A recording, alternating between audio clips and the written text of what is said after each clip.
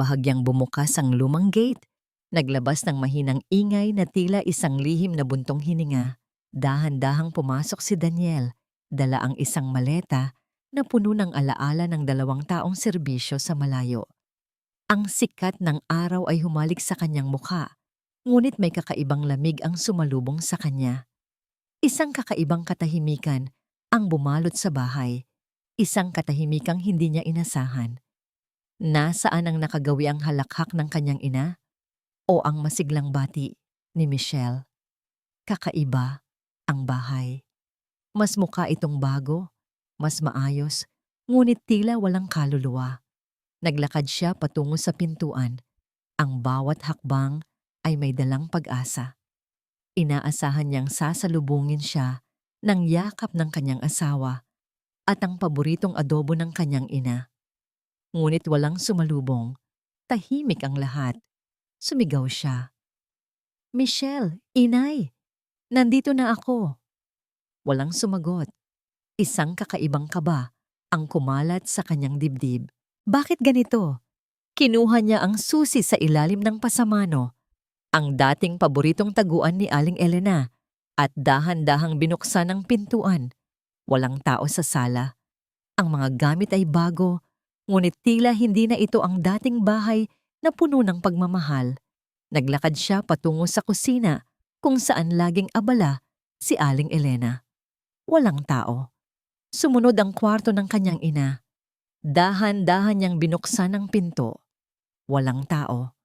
Ang mga kumot ay nakatiklop, ngunit tila walang natulog doon sa loob ng matagal na panahon. Nagmadali si Daniel patungo sa bodega sa likod ng bahay. Ito ang dating imbakan ng mga lumang gamit. Bihira itong puntahan. Ngunit nang marinig niya ang mahinang tunog mula sa loob, isang mahinang ungol na tila huni ng isang nasasaktang ibon, nanindig ang kanyang balahibo. Dahan-dahan niyang binuksan ang maliit at lumang pinto. Ang dilim ay bumalot sa kanya at sa isang sulok, nakita niya ang isang figura na nakabaluktot, payat, at halos walang buhay. Ang amoy ng alikabok at kalungkutan ay humalo sa hangin. Nanginginig ang kanyang mga kamay habang sinisindihan ang flashlight ng kanyang cellphone. "Inay?" Ang salitang yon ay lumabas mula sa kanyang bibig na tila isang bulong. Ang figura ay umungol muli at nang dahan-dahan itong gumalaw, tumambad sa kanya ang mukha ng kanyang ina. Payat, may mga pasa sa braso at ang mga mata ay puno ng takot. "Daniel, anak?" Ang kanyang boses ay mahina, halos hindi marinig. Parang bombang sumabog ang galit sa dibdib ni Daniel. Ang kanyang ina, ang pinakamamahal niyang si Aling Elena, ay nakakulong sa bodega, naghihirap. Paano nangyari ito? Sino ang gumawa nito? Hawak niya ang kanyang ina. Ang init ng balat nito ay halos nawala. Panginginig ang buong katawan. "Inay, anong nangyari sa iyo?" Tanong niya. Ang kanyang boses ay may bahid ng pagpipigil sa matinding galit. Napansin niya ang mga bago at magagarang gamit sa sala, ang malinis na kusina, at ang kawalan ng bakas ng kanyang ina sa loob ng bahay. Nasaan si Michelle? Paano niya ito nagawa? Dahan-dahan niyang inalalayan si Aling Elena palabas ng bodega. Ang bawat hakbang ay mabigat sa galit at sakit. Nang makarating sila sa sala, nakita niya si Michelle na bumababa mula sa hagdanan. Gulo ang buhok, tila kakagising lang. Ngunit sa kanyang mukha, nakita ni Daniel ang isang bahid ng pagkabigla at takot na mabilis nitong tinago. Walang salita, matalim ang titig ni Daniel kay Michelle.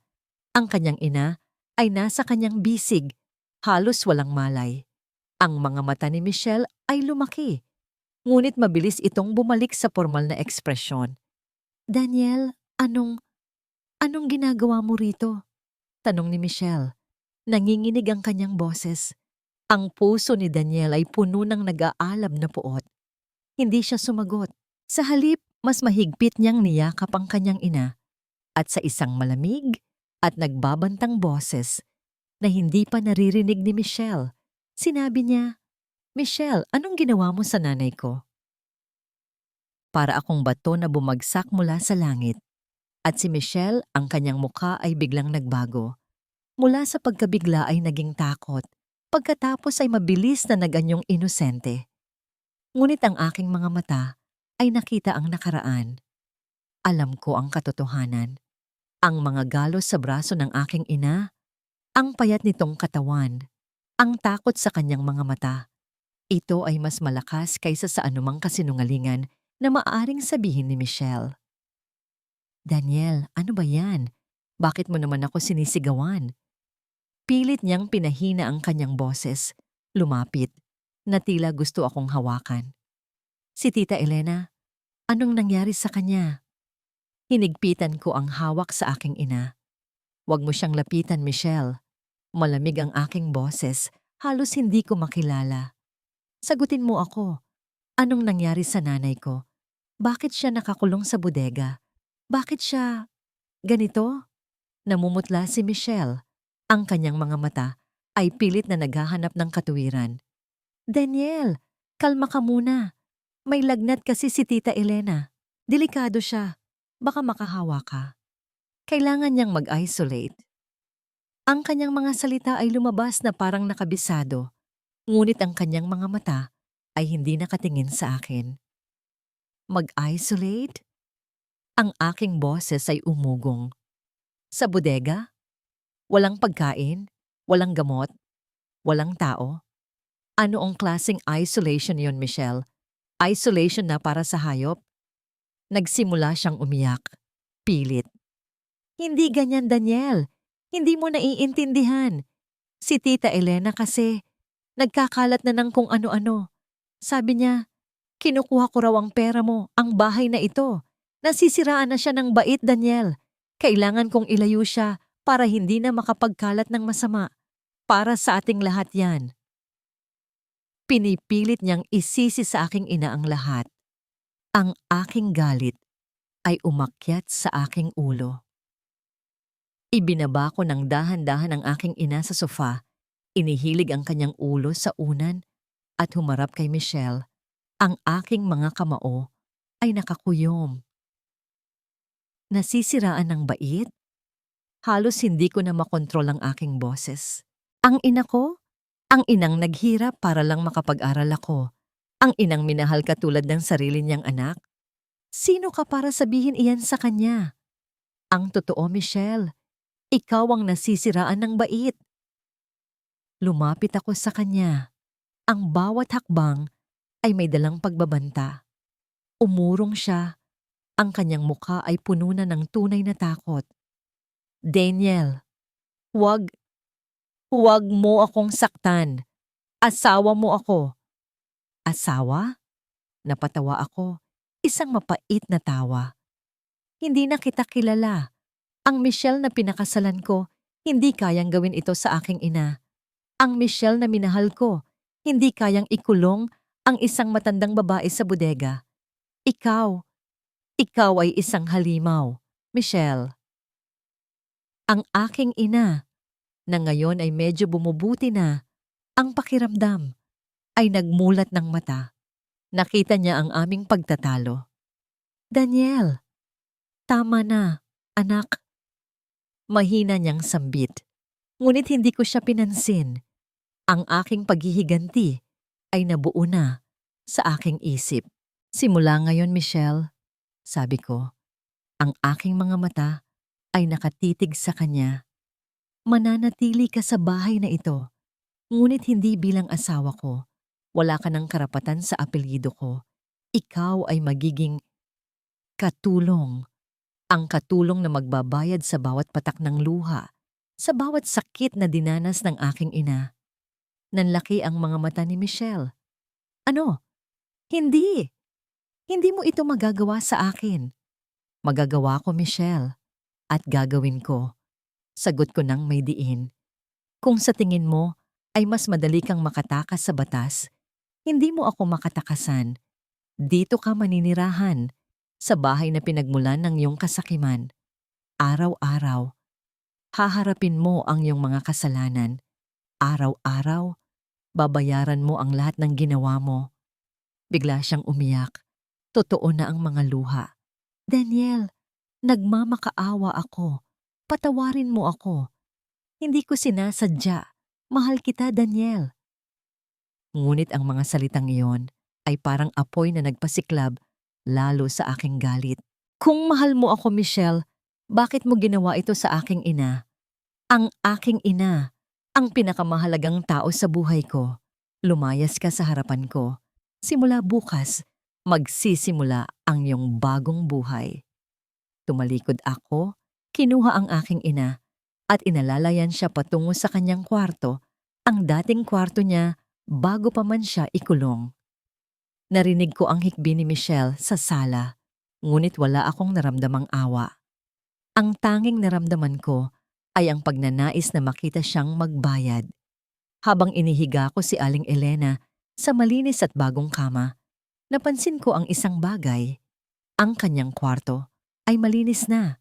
May bagong kumot, tila pinaghandaan ang kanyang pagbabalik.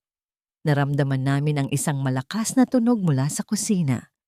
Isang basag na plato, marahil. Narinig namin ang sigaw ni Michelle, puno ng galit at pighati. Hindi ako papayag.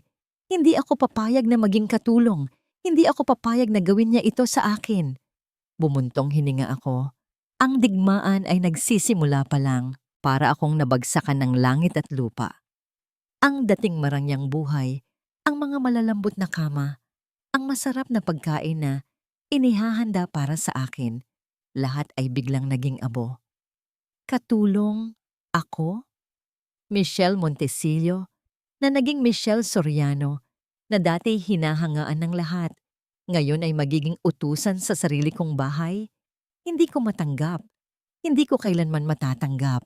Nanginginig ang aking mga kamay habang nakatingin sa basag na plato sa sahig. Pinulot ko ang mga piraso. Ang bawat galaw ay may dalang pagkabigo at galit. Paano nangyari ito? Paano bumalik si Daniel? 2 taon. 2 taon akong naghihirap para lang makamtan ang lahat ng ito. Kinabukasan, maaga pa lang ay ginising na ako ng malakas na katok sa pintuan. Michelle, bumangon ka na. Marami kang gagawin. Boses ni Daniel. Bumangon ako ng may bigat sa dibdib. Sinalubong ako ng isang mahabang listahan ng mga gawaing bahay. Maglinis ng sahig, maglaban ng damit, magluto ng almusal, mag-alaga kay Aling Elena. Ang dating mga utusan ang gumagawa nito. Ngayon, ako. Pilit kong pinipiga ang basahan. Ang aking mga kamay ay halos mamaga. Ang bahay na ito, na dating aking kaharian, ngayon ay aking kulungan. Ang bawat sulok ay tila nagbabanta. Ang bawat gamit ay tila nangungutya sa aking kapalaran. Lalo akong nagalit nang makita ko si Aling Elena sa sala. Nakaupo sa paborito niyang upuan. Tinitignan ako. Mukha siyang medyo bumubuti na. Ang dating takot sa kanyang mga mata ay napalitan ng isang uri ng kapayapaan. Siya ang biktima, ngayon ang nagwagi. At ako, ang reyna, ngayon ay alipin. Pilit kong ngumiti sa kanya. Tita Elena, gusto niyo po ba ng kape? Ginawa ko po iyan. Umayos siya ng upo at tiningnan ako ng matalim. Huwag mo na akong tawaging tita, Michelle. Hindi na ikaw ang Michelle na kilala ko. Naramdaman ko ang tusok sa aking dibdib. Kahit ang matandang ito ay hindi na ako kinikilala. Tita, nagmamakaawa ako. Patawarin niyo ako. Hindi ko sinasadya.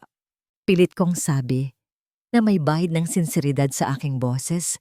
Umaasa na baka sakaling malinlang ko pa rin siya. Ngunit bago pa man ako makatapos, lumabas si Daniel mula sa kwarto. Michelle, tapusin mo ang trabaho mo. Huwag mong abalahin ang nanay ko. Malamig ang kanyang tingin na tila binabasa ang bawat intensyon ko. Nagpatuloy ako sa paglilinis. Ang bawat galaw ay puno ng pagkamuhi. Habang nagpupunas ako ng lamesa, nakita ko ang mga papeles sa opisina ni Daniel, mga dokumento ng ari-arian. Ang bahay na ito ay nakapangalan pa rin sa kanya. Kailangan kong kumilos. Kailangan kong makatakas. Pagsapit ng gabi, pagkatapos ng mahabang araw ng pagpapahirap, nagkunwari akong pagod na pagod. Humingi ako ng permiso na makatulog na. Ngunit ang aking isip ay nagpaplano. Nang makasiguro akong tulog na silang lahat, dahan-dahan akong bumangon mula sa aking kinatatayuan sa sahig ng kusina. Ang bawat hakbang ay maingat. Ang aking puso ay mabilis ang pagtibok. Papunta ako sa pintuan sa likod kung saan walang CCTV at kung saan mas madali akong makakatakas. Dahan-dahan kong inikot ang doorknob. Nag-ingat ako sa bawat galaw. Iniiwasan ang anumang tunog na maaaring makagising sa kanila. Bubuksan ko na sana ang pinto nang bigla akong napatigil. Naramdaman ko ang lamig sa aking likod, tila may nakatingin sa akin mula sa dilim. Dahan-dahan akong lumingon at sa dulo ng pasilyo, sa dilim na bahagya lang nasisinaga ng buwan, nakita ko si Daniel. Nakatayo siya doon, nakatingin sa akin ng may malamig na tingin. Tila alam na niya ang bawat galaw ko. Walang salita, ngunit ang kanyang mga mata ay nagbabanta. Ang aking pagtatangka na tumakas ay muling nabigo. Hindi ko matulungan ang aking sarili na hindi tingnan si Michelle. Ang kanyang mga pagtatangka na tumakas, ang kanyang pilit na pagngiti sa aking ina, ang kanyang mga pagsusumamo, lahat ay walang bisa sa akin. Alam kong nagpapanggap lang siya. Ang kanyang mga mata ay nagsasabi ng ibang kwento. Galit, puot, at ang pagnanais na muling makontrol ang lahat. Bumalik ako sa aking silid-aralan, ang dating opisina ng aking ama. Dito ko ginugol ang buong maghapon sa paghahanap ng anumang maaaring magpaliwanag sa mga nangyari. Habang inaayos ko ang mga lumang file, napansin ko ang isang nakatagong kahon sa ilalim ng cabinet. Hindi ko pa ito nakita kailanman. Dahan-dahan kong binuksan ang kahon. Puno ito ng lumang papeles, mga litrato, at sa ilalim, merong isang folder na may nakasulat na Michelle Loan Documents. Nanginig ang aking mga kamay habang binubuksan ko ito. Sumalubong sa akin ang isang liham mula sa isang bangko. May utang si Michelle na 5 milyong piso bago pa man kami ikasal, 5 milyon. At sa ilalim nito, ang kasunduan na kailangan niyang bayaran ang utang sa loob ng 1 taon o mawawalan siya ng lahat. Naalala ko ang simula ng aming relasyon. Si Michelle ay biglang naging napaka-sweet, napaka-caring. Mabilis siyang pumasok sa aming buhay at sa loob lamang ng 6 na buwan, nagpa siya akong pakasalan siya bago ako umalis para sa aking deployment. Noon, akala ko ay pag-ibig iyon. Ngayon, parang isang malaking pagtatanghal lang. Ibig sabihin, pinakasalan niya ako para lang makatakas sa kanyang utang. Ang lahat ng pagmamahal na ipinakita niya ay isang malaking kasinungalingan. Ang kanyang kasakiman ay mas malalim kaysa sa aking inakala. Hindi lang ari-arian ang habol niya, kundi pati na rin ang aking pangalan, ang aking pera, upang takasan ang kanyang sariling problema. Ang galit na naramdaman ko kanina ay nag-ibayo pa. Hindi lamang niya pinahirapan ang aking ina, kundi niloko niya ako sa buong panahon. Ang aming kasal, ang aming pagmamahalan, ang lahat ng yun ay isang malaking palabas. Kinuha ko ang mga dokumento at lumabas ng silid-aralan. Nakita ko si Michelle na naglilinis ng sala. Ang kanyang mukha ay puno pa rin ng pagkamuhi. Nilapitan ko siya. Michelle! Ang aking boses ay kalmado, ngunit may taglay na lamig na nagparamdam sa kanya na may masamang mangyayari. Lumingon siya, nagulat, at sa pagkakita sa mga hawak kong papeles, namutla siya. Daniel! Ano yan? Itinapon ko sa kanya ang mga dokumento. Lumipad ang mga ito sa kanyang paanan. Ipaliwanag mo ito. 5 milyong pisong utang bago pa tayo ikasal. Gusto mo ba talagang sabihin sa akin na mahal mo ako o ginamit mo lang ako para makatakas sa mga problemang ito? Ang kanyang mukha ay biglang nagbago, nawala ang pagpapanggap, ang takot sa kanyang mga mata ay napalitan ng isang mapanghamong tingin. At ano ngayon, Daniel? Akala mo ba yan lang ang alam mo?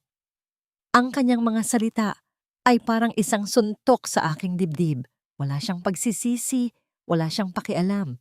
Nagsinungaling siya. Ginamit niya ako at ngayon, mayabang pa siyang hamunin ako. Mayroon pa? Tanong ko. Ang aking tinig ay halos hindi marinig sa aking galit. Ngumiti siya. Isang ngiti na puno ng kapaitan at pagtatagumpay na tila may mas malaki pa siyang itinatago. Marami pa. Marami pang bagay na hindi mo alam, Daniel. Mga bagay na hindi mo kailanman malalaman. Ang kanyang mga salita ay nag-iwan ng isang malalim na bakas sa aking isipan. Ano pa ang hindi ko nalalaman? Anong klase ng babae si Michelle? Ang babaeng pinakasalan ko, ang babaeng minahal ko, ay isang estranghero. Ang kanyang ngiti ay humantong sa akin sa pagkabaliw. Hindi ko matanggap na ganito si Michelle. Ang lahat ng aking paghihiganti ay tila hindi sapat para sa kanya. Kailangan kong malaman ang buong katotohanan. Kailangan kong hukayin ang bawat sikreto na itinatago niya. Kinabukasan, habang naglilinis ako sa kusina, na tila isang bilanggo sa sarili kong bahay, narinig ko ang doorbell. Nagulat ako. Sino naman kaya ito? Hindi ako inaasahan ng sinuman at siguradong walang gustong bumisita sa akin sa ganitong kalagayan. Lumabas si Daniel mula sa kanyang opisina. May hawak pa ring mga papeles. Lumapit siya sa pintuan at dahan-dahan itong binuksan. Sa labas, nakatayo ang isang babae. May edad na rin. Matipuno ang pangangatawan. At ang mga mata ay matatalim na tumingin sa akin. Nanlaki ang aking mga mata. Kilala ko siya. Lena. Ang dating kaibigan ko na pinagtaksilan ko. Daniel, tama ba ang balita? Si Michelle, nasa loob? Tanong ni Lena. Ang kanyang boses ay may bahid ng pagdududa at pagkamuhi. Tumango si Daniel. Ikaw po Ako si Lena. Putol niya. Dating kaibigan ni Michelle. May kailangan akong sabihin sa'yo, Daniel. Mga bagay na hindi mo nalalaman tungkol sa asawa mo. Nanginginig ang aking mga kamay. Si Lena. Bakit siya nandito? Anong sasabihin niya? Alam niya ang lahat ng aking nakaraan. Alam niya ang mga kasinungalingan ko. Pinapasok ni Daniel si Lena sa sala. Nagsimula silang mag-usap at pilit kong inintindi ang bawat salita habang naglilinis ako ng mesa. Hindi ko sila pwedeng hayaang mag-usap ng mag-isa. Alam mo ba, Daniel, sabi ni Lena, ang kanyang boses ay mahina ngunit sapat para marinig ko, na hindi si Michelle ang inakala mong siya. Bago ka mayroon siyang karelasyon, si Marco. Nanlaki ang aking mga mata. Si Marco, ang lalaking pinagsamantalahan ko, kinuha ang lahat ng pera at iniwan ng walang anumang natira. Si Marco, anong nangyari sa kanya? Tanong ni Daniel. Kinuha ni Michelle ang lahat ng pinaghirapan niya. Patuloy ni Lena. Dahil sa kanya, nawalan si Marco ng trabaho, nawalan ng bahay. Nalaman kong nagpakamatay si Marco pagkatapos. Hindi niya kinaya ang panloloko ni Michelle. Para akong binuhusan ng malamig na tubig. Nagpakamatay si Marco? Hindi ko alam iyon. Ngunit mabilis kong itinago ang gulat. Hindi ako pwedeng magpakita ng kahinaan. At ang utang na 5 milyon, Daniel, sabi ni Lena. Hindi lang yan. Marami pa siyang inutangan sa iba. Pinangako niya na babayaran niya gamit ang pera na makukuha niya mula sa mga negosyo niyo. Ang kanyang kasakiman ay walang katapusan. Ang tanging habol niya ay pera. Walang pakialam kung sino ang masaktan. Ang bawat salita ni Lena ay parang mga saksak sa aking puso. Kahit gaano ko papilit na itago, ang takot ay nagsisimulang kumalat sa aking katawan. Lumalabas ang lahat. Ang aking mga kasalanan, ang aking mga lihim. Biglang lumingon si Daniel sa akin. Ang kanyang mga mata ay nag-aapoy sa galit. Ito ba ang gusto mong itago sa akin, Michelle? Hindi lang utang kundi pati na rin ang pagkamatay ng isang tao? Nagmamadali akong lumapit sa kanila. Hindi. Nagsisinungaling si Lena. Gusto niya lang akong sirain, Daniel. Hindi totoo ang sinasabi niya. Ngumiti si Lena, isang mapait na ngiti. Nagsisinungaling. Mayroon akong mga ebidensya, Michelle. Mga sulat mula kay Marco, mga resibo ng mga transaksyon mo. Hindi ka makakatakas sa katotohanan. Nanindig ang aking mga balahibo. Ebidensya? Hindi ito dapat mangyari. Ang aking plano ay perpekto. Tumingin si Lena kay Daniel. Mayroon pa siyang ginawa na mas masahol pa dito. Mayroon siyang itinatago na magpapabago sa lahat ng nalalaman mo, Daniel. Hindi lang tungkol sa pera o panloloko. Ito ay tungkol sa buhay.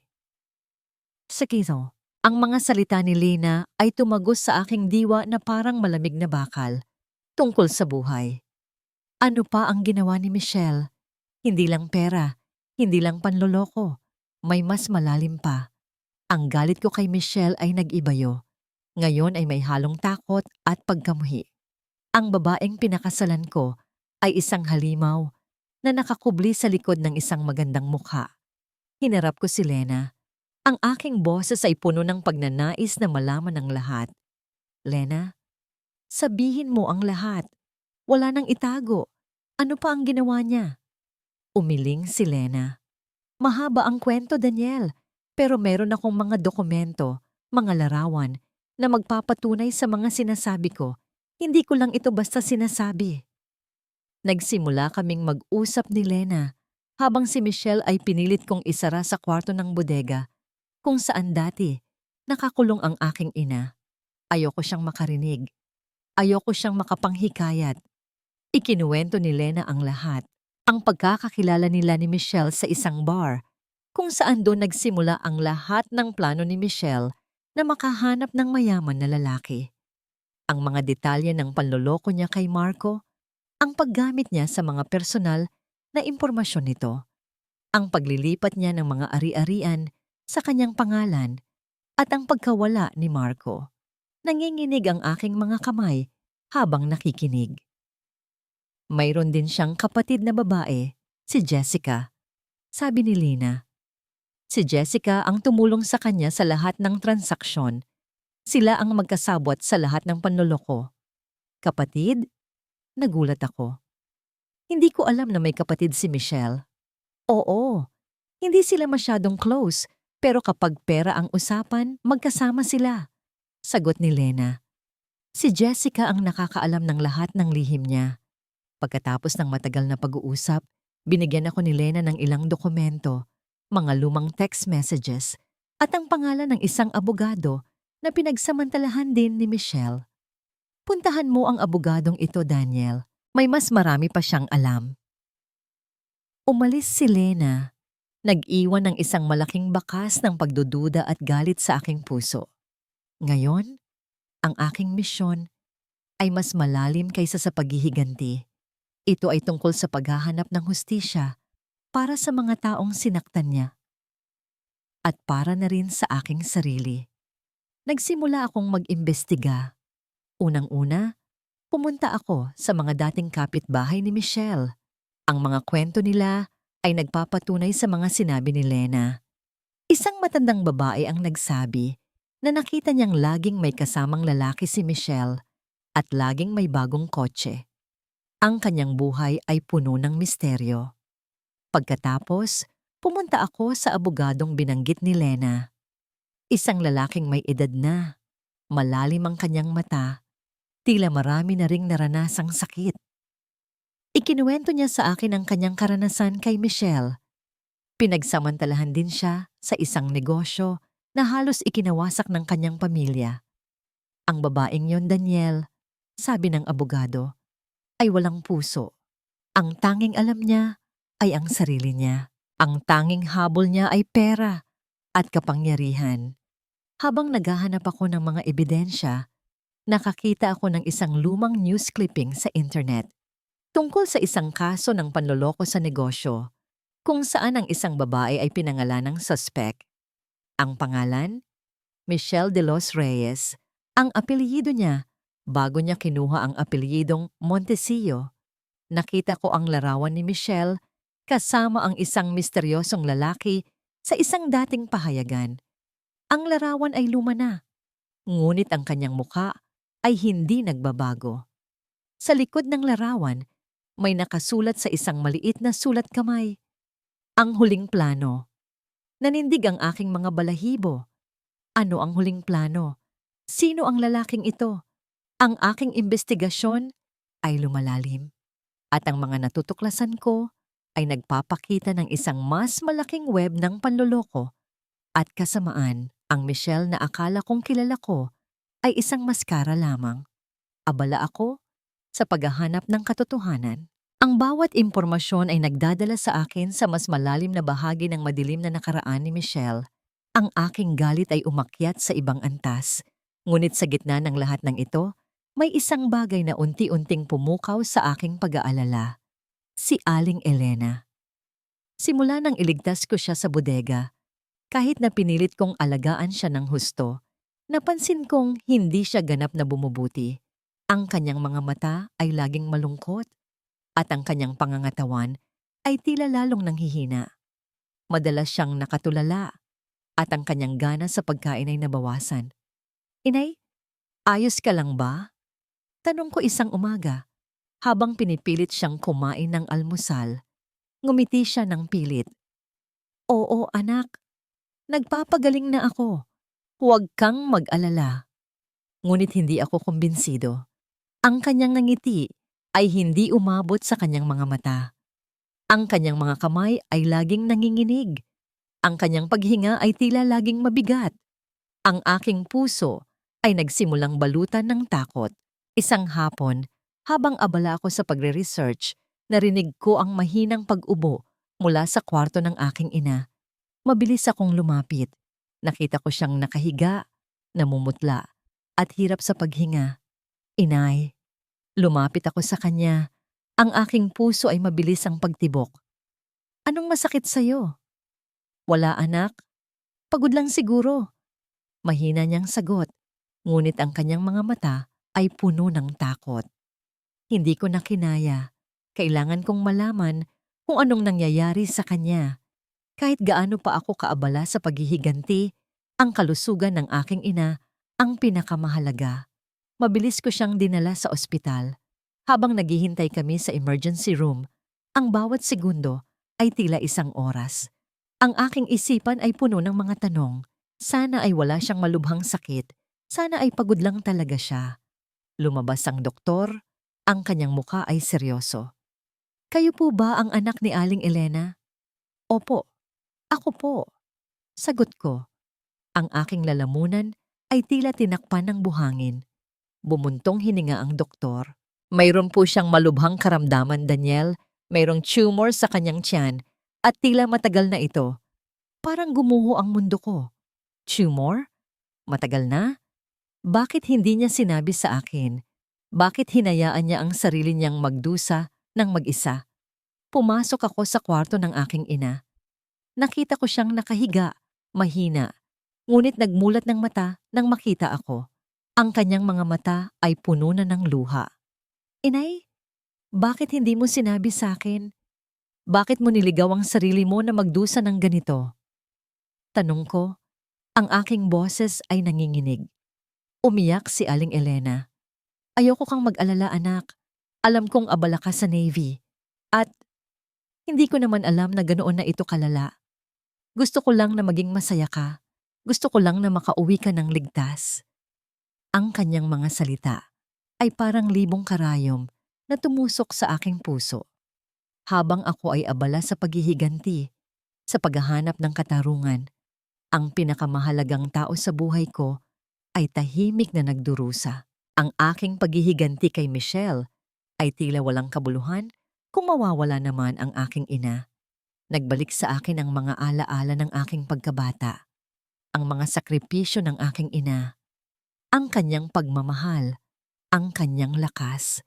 At ngayon, siya ay mahina, nagdurusa. Dahil sa kanyang pagmamahal sa akin, naramdaman ko ang pagdududa. Tama ba ang ginagawa ko? Ang paghihiganti ko ba ay makakatulong sa aking ina? O lalo lang nitong pahihirapan siya? Ang tunay na kaaway ko ba ay si Michelle? O ang galit na bumabalot sa aking puso? Habang nakatingin ako sa aking ina na ngayon ay tahimik na umiiyak, narinig ko ang kanyang mahinang bulong. Anak, ang tanging gusto ko ay maging masaya ka. Huwag mong hayaang kainin ka ng galit. Hindi yan ang magdadala sa iyo ng kapayapaan. Ang kanyang mga salita ay tumagos sa aking kaluluwa. Ang aking paghihiganti ay tila walang kabuluhan. Ang lahat ay tila nawala. Ang mga salita ng aking ina ay umalingaw-ngaw sa aking isipan. Huwag mong hayaang kainin ka ng galit. Habang nakaupo ako sa tabi ng kanyang kama sa ospital, ang aking isip ay naglalakbay sa nakaraan. Ang bawat alaala ng kanyang sakripisyo, ang kanyang pagmamahal, ay tila isang matalim na paalala ng aking pagkabigo. Nangako akong poprotektahan siya, at ngayon, dahil sa aking pagiging bulag sa paghahanap ng paghihiganti, halos nawalan ako ng oras para sa kanya. Ang paghihirap ni Michelle ay hindi nagdudulot ng kapayapaan sa aking ina. Bagkus, ang pagdurusa niya ang lalong nagpapahina sa kanya. Naglakad ako palabas ng ospital. Ang sariwang hangin ay hindi makapagpalamig sa nag-aalab kong kalooban. Nakita ko ang buwan. Bilog at maliwanag, ngunit tila ito ay malungkot. Nagtataka ako. Ang aking pagnanais na maghiganti kay Michelle ay dati matatag. Ngayon, nagdududa ako. Para kanino ba ito? Para sa akin? O para sa aking ina? Kung ang paghihiganti ko ay lalong nagpapahirap sa kanya, ano ang saysay nito? Lumapit sa akin si Lena na sumunod sa amin sa ospital. Daniel, huwag kang mag-alala. Magpapagaling ang nanay mo. At si Michelle, karapat-dapat siya sa lahat ng nangyayari sa kanya. Tumingin ako kay Lena. Ang kanyang mga salita ay dating nagbibigay sa akin ng lakas. Ngayon, tila walang kabuluhan ang mga ito. Pera, panloloko, pagkamatay, pagdurusa. Ito ba ang mga salitang gusto kong marinig habang ang aking ina ay lumalaban para sa kanyang buhay? Nagulat si Lena sa aking reaksyon. Daniel, hindi ka dapat mawalan ng pag-asa. Kailangan niyang magbayad sa kanyang mga kasalanan. Ngunit ang aking isipan ay bumalik sa aking ina. Ang kanyang mga mata na puno ng pagmamahal. Ang kanyang mga kamay na laging handang yakapin ako. Naisip ko ang pangako ko sa kanya noong ako ay bata pa. Napoprotektahan ko siya at pasasayahin. Napakasakit. Ang pagnanais na maghiganti ay lumalaban sa pagnanais na maghilom. Ang galit ay lumalaban sa pagmamahal. Nagbalik ako sa kapilya ng ospital. Lumuhod ako. Ang aking mga mata ay nakapikit. Nagdasal ako. Humihingi ng gabay. Hindi ko alam kung ano ang gagawin. Gusto kong maging matapang. Gusto kong maging matatag. Ngunit ang aking puso ay puno ng sakit. Ang mga alaala ng aking pagkabata ay bumalik sa akin. Ang isang beses na muntik nang mangyari na aksidente.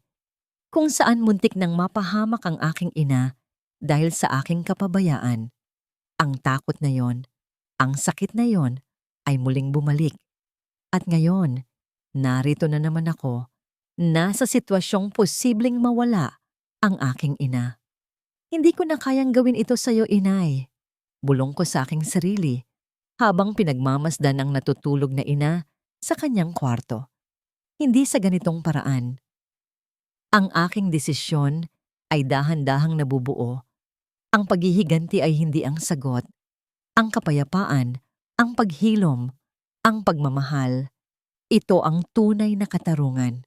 Ang aking ina, ang kanyang sakit, ang kanyang pagmamahal, ang nagtulak sa akin sa isang landas na mas mahirap, ngunit mas makabuluhan.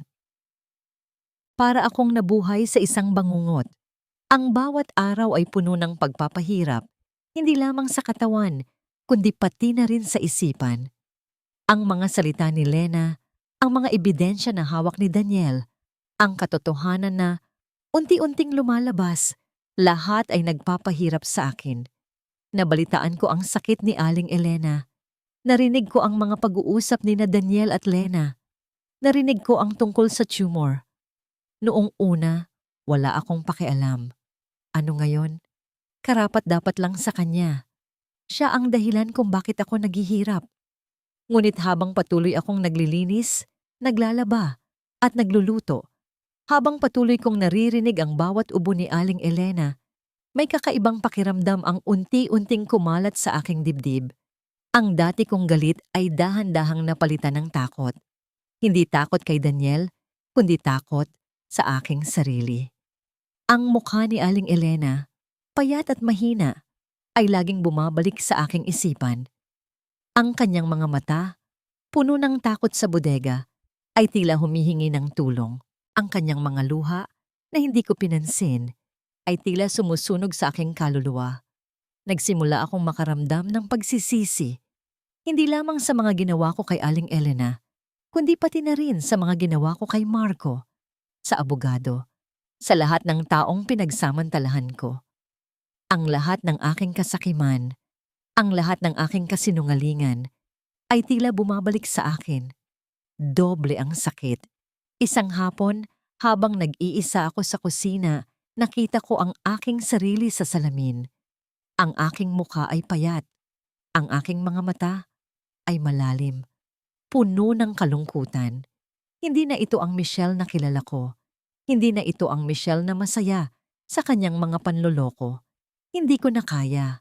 Ang bigat ng aking mga kasalanan ay tila dinudurog ang aking kaluluwa.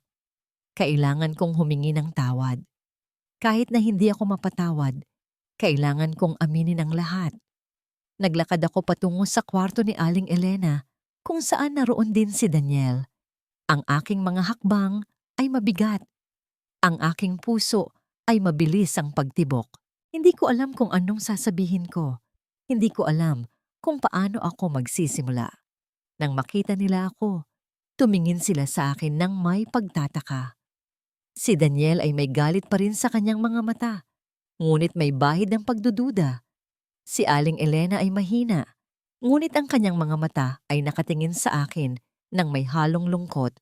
Lumuhod ako sa harapan nila. Ang aking mga luha ay nagsimulang umagos ng walang tigil. Hindi ito pilit. Ito ay tunay. Daniel, Inay, ang aking boses ay nanginginig. Halos hindi marinig. Patawarin niyo po ako. Nagulat si Daniel. Nagulat din si Aling Elena.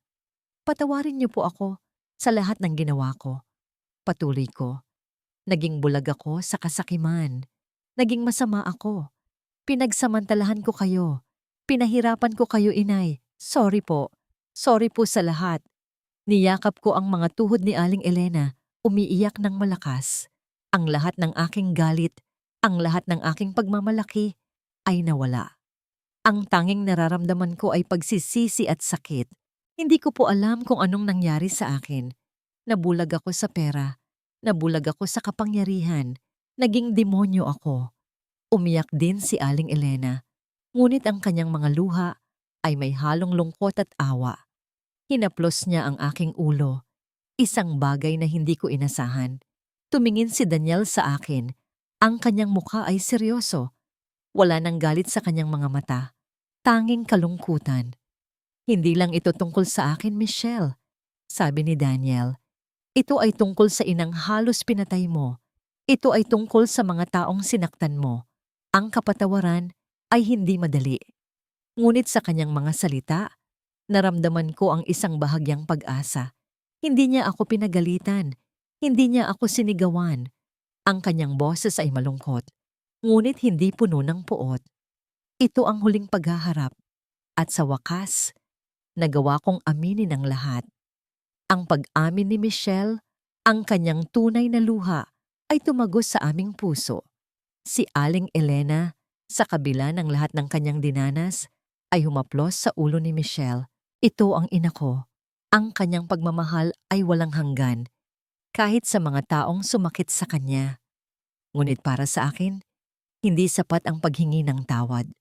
Ang kanyang mga kasalanan ay malalim at ang kanyang pagdurusa ay hindi lamang para sa akin o sa aking ina, kundi para na rin sa lahat ng kanyang sinaktan.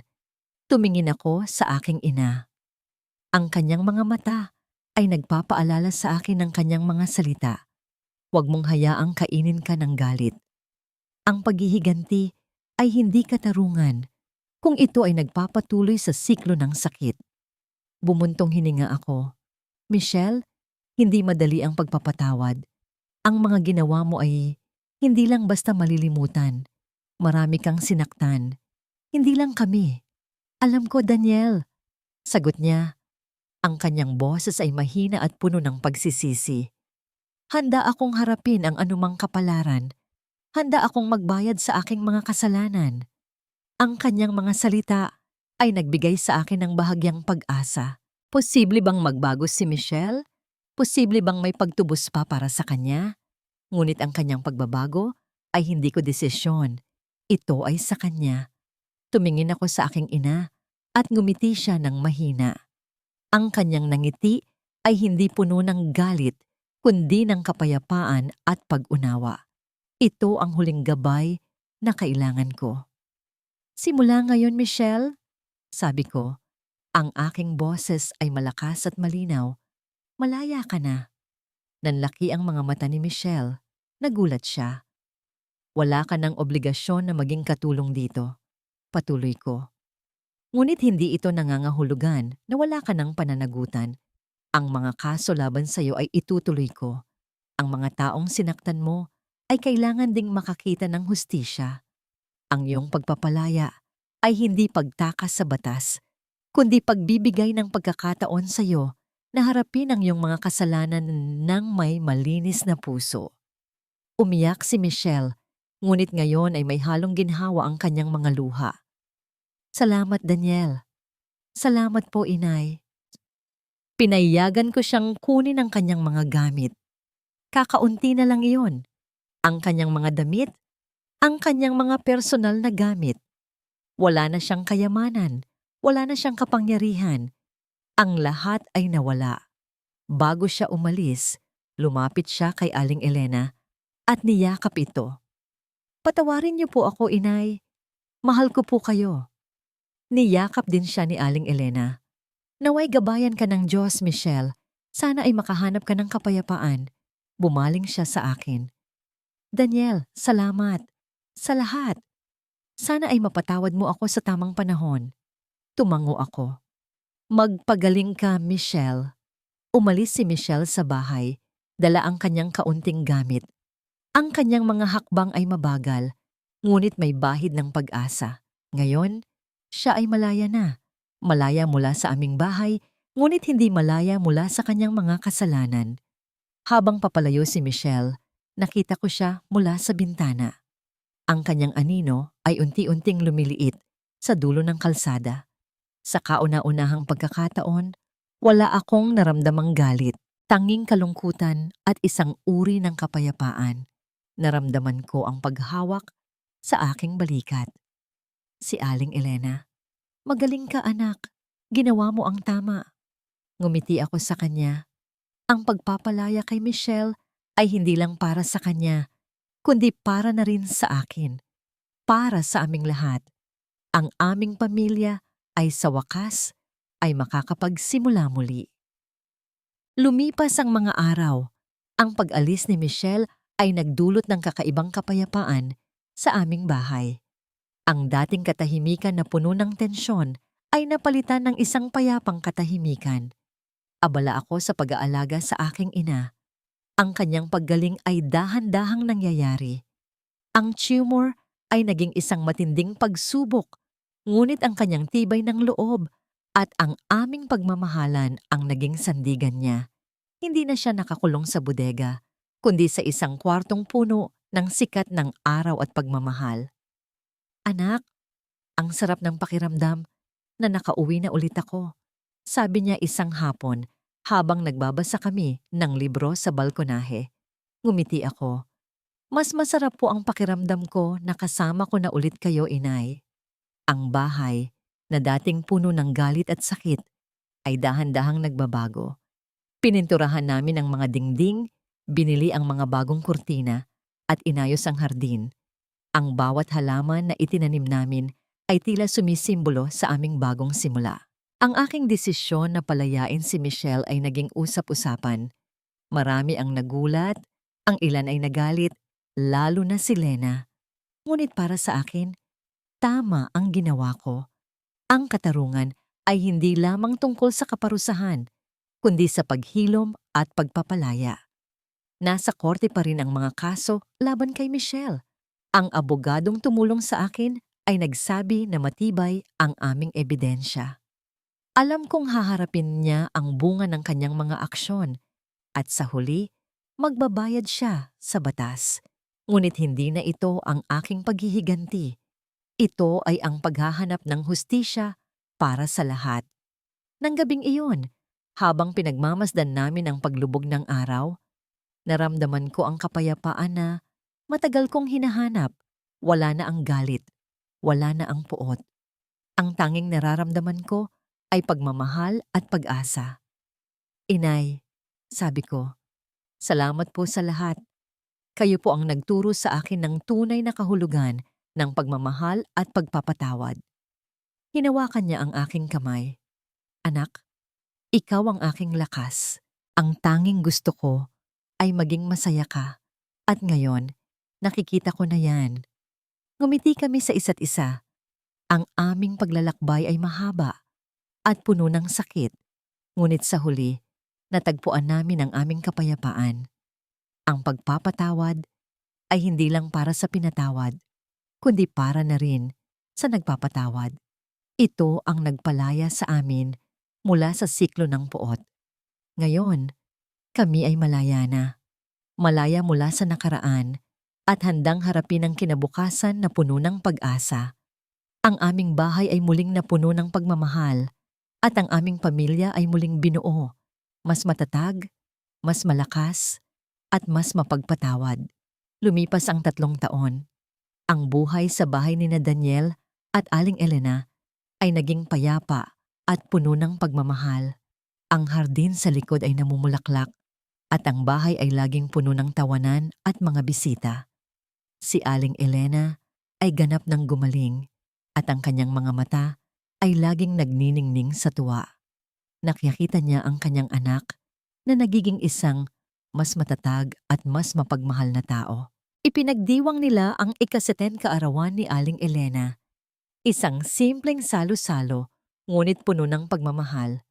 Kasama nila ang mga kamag-anak, mga kaibigan at si Lena na ngayon ay mas naintindihan na ang desisyon ni Daniel na magpatawad.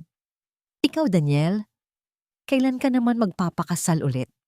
Tanong ng isa sa kanyang mga pinsan. Ngumiti si Daniel. Darating din yan. Sa ngayon, ang tanging gusto ko ay ang kaligayahan ng aking ina. Ang kanyang puso ay naging mas bukas. Natuto siyang magpatawad, hindi dahil sa kahinaan, kundi dahil sa tunay na lakas ng loob. Ang kanyang pagnanais na maghiganti ay napalitan ng pagnanais na maghilom at muling itayo ang kanyang buhay. Samantala, si Michelle ay nagpatuloy sa kanyang buhay. Naharap niya ang mga kaso laban sa kanya. Napatunayan ang kanyang pagkakasala at siya ay nakulong sa loob ng 5 taon. Walang apela, walang pagtakas. Ito ang bunga ng kanyang mga kasalanan. Ngunit sa loob ng bilangguan, sa gitna ng kadiliman at pagsisisi, natagpuan niya ang isang bagay na matagal niyang hinahanap, ang kapayapaan sa kanyang sarili. Sa bawat araw, pinagnilayan niya ang kanyang mga pagkakamali, ang kanyang kasakiman, at ang sakit na idinulot niya. Pagkatapos ng 5 taon, si Michelle ay pinalaya. Ngayon, siya ay nagtatrabaho sa isang maliit na tindahan, malayo sa dating buhay ng karangyaan at panloloko. Payat siya. Ang kanyang mukha ay may mga bakas ng paghihirap, ngunit ang kanyang mga mata ay may kakaibang kapayapaan. Wala na ang galit, wala na ang inggit.